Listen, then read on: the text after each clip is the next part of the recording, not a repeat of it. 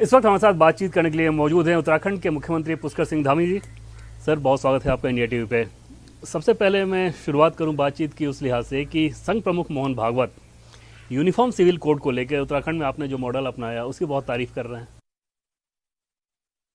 देखिए, uniform civil code Uttarakhand में जो लागू हुआ,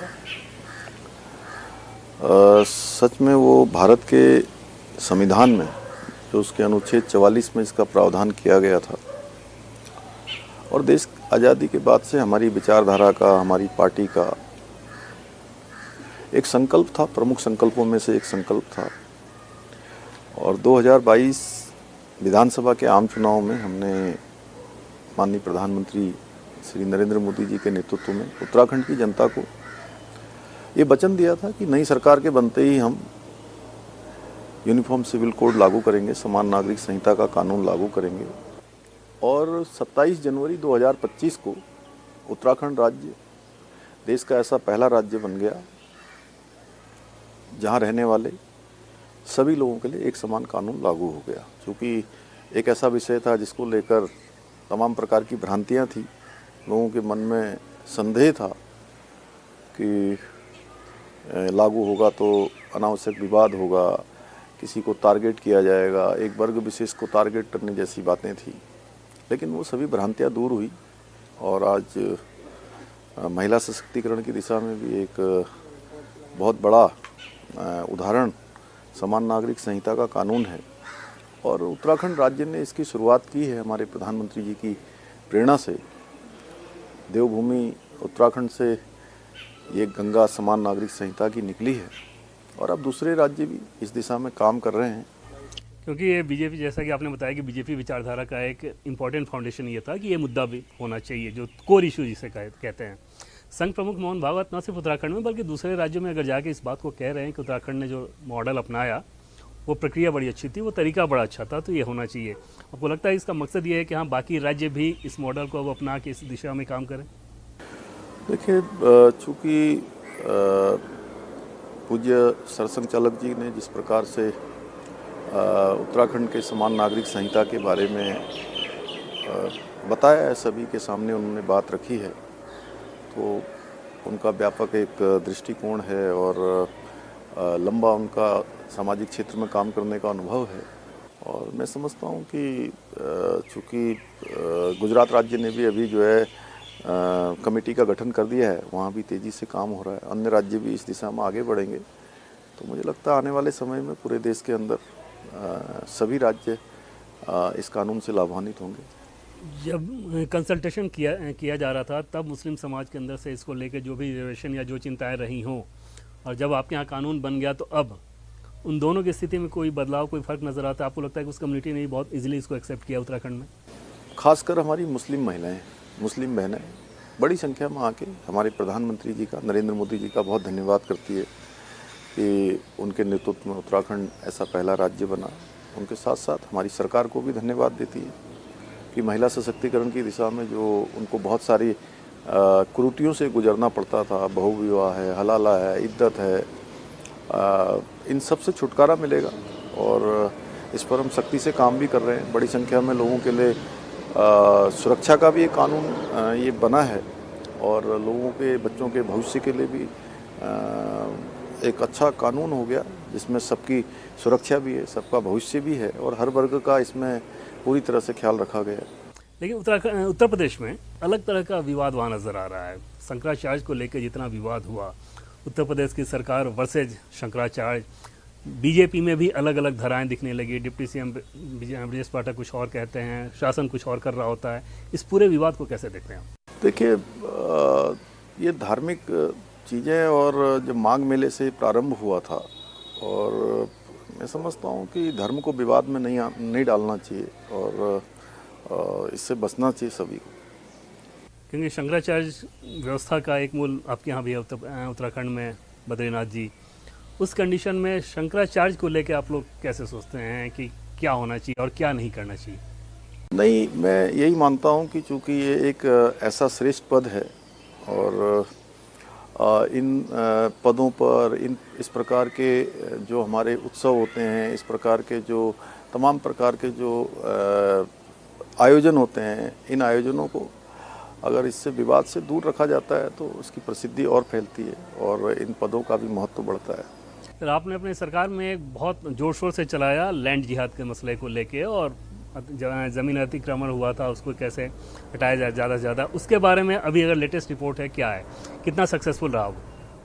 उत्तराखंड में बड़े पैमाने पर एक सुनियोजित षड्यंत्र के तहत लैंड जिहाद बरसों बरसों से चलाया जा रहा था और ये भूमि कई हजारों हेक्टेयर, हजारों एकड़ में ये भूमि थी।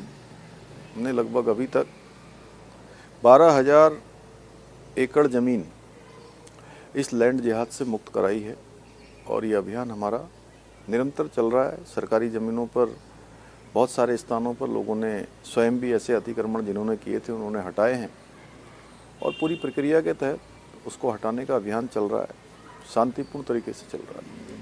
कालनेमी को लेके भी बहुत ज़्यादा चर्चा हुई है, उसके खिलाफ एक अभियान चलाया गया, एक ऑपरेशन चलाया गया, क्या अपडेट है उस पर?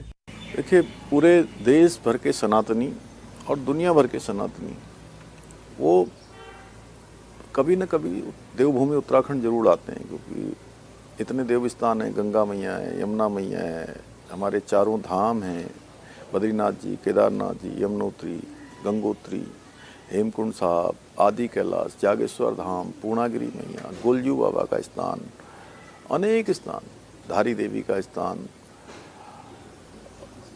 और बड़ी संख्या होती है श्रद्धालुओं की जो करोड़ों करोड़ में होती है। कांवड़ मेला हर साल होता है, उसमें भी 4 करोड़ से ज़्यादा श्रद्धालु आते हैं, शिव भक्त आते हैं। ऐसे में जो धर्म के मार्ग पर बाधा बनते हैं, धार्मिक भावनाओं को आहत पहुंचाने वाले लोग छद्म वेश धारण करके, अपना नाम बदल के, अपना वेश बदल के, अपनी पहचान छुपाकर धर्म के मार्ग पर बाधा बनने का काम, धार्मिक भावनाओं को आहत करने का काम बड़ी संख्या में ऐसे छद्म वेशधारी कर रहे थे और उन्हीं को उजागर करने के लिए वो कालनेमी किसी के मार्ग में बाधा न बने, हमने ऑपरेशन कालनेमी चलाया और 6,000 से भी अधिक लोगों पर इस पर कार्रवाई की और ये कार्रवाई हमारी अभी अनवरत रूप से जारी है। हमने तय किया है कि ऐसे कालनेमियों के लिए उत्तराखंड देवभूमि में कोई स्थान नहीं है, उनके खिलाफ सख्त कार्रवाई होनी चाहिए और कार्रवाई हो रही है। एक शब्द उत्तराखंड से निकला, उसने राष्ट्रीय सुर्खियां बटोरी बहुत ज़्यादा और आज भी हो रहा है वो, और कल हमने देखा कि कांग्रेस के जो नेता हैं, लोकसभा में नेता प्रतिपक्ष राहुल गांधी, उन्होंने उनसे मुलाकात भी की और वो शब्द है मोहम्मद दीपक। इस एपिसोड को कैसे देख रहे हैं आप? देखिए, ये एपिसोड ऐसे ही है कि स्थानीय लोग जिस प्रकार का वहाँ पर आक्रोश था, जिस प्रकार की प्रतिक्रिया थी, और दीपक से मोहम्मद बन जाते हैं तो राहुल गांधी जी को अच्छे लगते हैं। उत्तराखंड में पिछली बार जब चुनाव हो रहा था तो चुनाव में इनके नेता कहते थे मंच से कि हमारी सरकार बनेगी तो हम देवभूमि उत्तराखंड में मुस्लिम यूनिवर्सिटी खोलेंगे। तो लोगों ने देख लिया, दीपक इन्हीं को मैं कहूँ को दीपक को इन्होंने लिया है, दीपक की इन्हीं को बधाई है और बहुत अच्छा होगा कि राहुल गांधी जी उनको कहीं से टिकट दे दें, चुनाव लड़ा दें। कांग्रेस पार्टी ने हमेशा देश आज़ादी के बाद से लेकर अभी तक तुष्टीकरण किया है। हम समान नागरिक संहिता की बात करते हैं तो उनके पेट में दर्द होता है। हम धर्मांतरण का कानून देवभूमि में लाते हैं कि धर्मांतरण नहीं होना चाहिए तो उनको दर्द होता है। हम जो है दंगा रोकने का कानून बनाते हैं तो उनके माथे पर पसीना आता है। हम लैंड जिहाद के खिलाफ कार्रवाई करते हैं कि देवभूमि के अंदर जो है सरकारी भूमि पर सुनियोजित रूप से कब्जा करने का षड्यंत्र विफल करते हैं तो उससे उनको परेशानी होती है। हम लब जिहाद के खिलाफ अपनी राज्य की भोली भाली मासूम बेटियों को, बहनों को बहला फुसलाकर, नाम बदलकर, छद्म वेश रखकर, छद्म वेशधारी उनके जीवन के साथ खिलवाड़ करते हैं तो उससे भी उनको परेशानी होती है।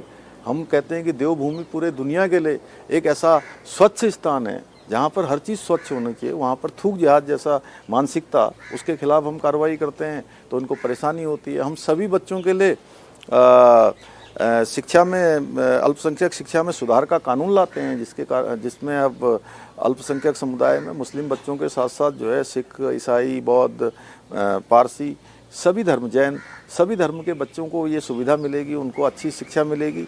और अवैध रूप से चलने वाले मदरसों को हम बंद करते हैं जो केवल कट्टरता के आधार पर जो है ऐसी शिक्षा देते हैं कि जो कबीलाई मानसिकता की है, तो भी कांग्रेस को परेशानी होती है। कांग्रेस को देवभूमि के अनुरूप हम जो भी काम करते हैं उसमें उनको परेशानी होती है, और देवभूमि की जनता हमको इस काम के लिए कहती है कि आप ये काम करिए। इसीलिए लगातार हमारे प्रधानमंत्री जी के नेतृत्व में जितने भी 2014 के बाद उत्तराखंड में जितने चुनाव हुए हैं, हर एक चुनाव में देवभूमि की जनता ने हमें अपना आशीर्वाद दिया है और कांग्रेस को बाहर का रास्ता दिखाया है। यही कारण है कि ये देवभूमि के अनुरूप इन्होंने कोई काम नहीं किया है, और अब भी देखिएगा अब इसका भी क्या असर होता है। एक चीज़ और है जो कि जिससे कांग्रेस पार्टी बहुत ज़्यादा परेशान है, और परेशानी उन्होंने इस बार जिस रूप में दिखाया वो बहुत हैरानी वाली चीज़ थी।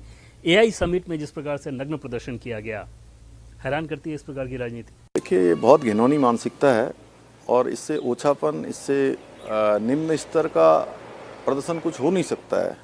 जहाँ पूरी दुनिया भारत के गौरव को देख रही है, भारत पूरे विश्व के अंदर ये दिखा रहा है कि हम जो है आज साइंस में, टेक्नोलॉजी में, एआई में हम इतने आगे जा रहे हैं कि आज भारत प्रमुख देशों में उसकी गिनती हो रही है। एआई दुनिया की सबसे बड़ी समिट हो रही है, और उस समिट में आकर आप इस प्रकार का शर्मनाक कृत्य करते हैं, इस प्रकार का जो है देश को बदनाम करने का काम करते हैं, तो आपकी ये मानसिकता हो गई है कि देश को नुकसान पहुंचाना है। आप देश के लिए भी जो है आप लोग एक तरह से नुकसान करने वाले जो है पार्टी के रूप में पूरे देश में, दुनिया में जाने लगे हैं।